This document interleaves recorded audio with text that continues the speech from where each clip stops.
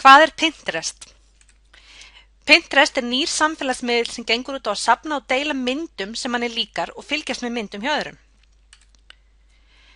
Þú getur hugsað töflurnar líkt og korktöflur og að hverju og einni þeirra ertu með þema. Undir hvert þema safnar og skipuleggur áhugaverða hluti sem þú finnur á netinu og safnar svo myndum af vefnum inn á þessar töflur eða boards.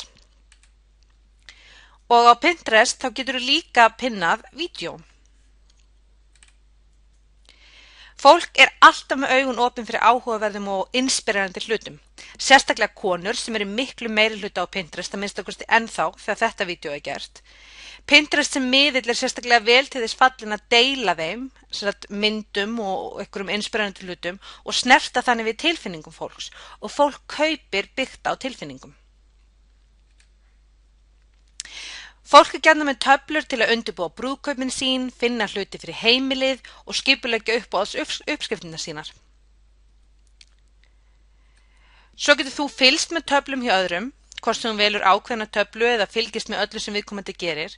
Þannig getur þú fundið nýja og spennandi hluti og fengið innblástur frá öðrum sem eru á sömu bylgjulengd og þú. Þú getur fundið fólk sem þú þekkir og er þegar á Pinterest og þú getur boðið vinum þínum.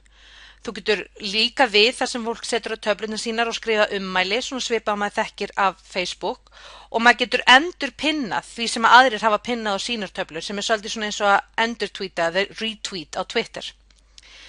Engar áhyggjur, við förum yfir þetta allt í námskeiðinu og áður en þú veist af þá verður við farin að tala Pinterest-lingóið eins og innfæddur. Þú getur líka alltaf skoða Pinterest orðabókina sem fylgir námskeiðinu. Athugaðu að Pinterest samfélagið er á ensku og ef þú vilt ná til sem flestra í markaðssetningunniðinni þá notarðu ensku og þetta námskeið miðast allt við að nota ensku á Pinterest.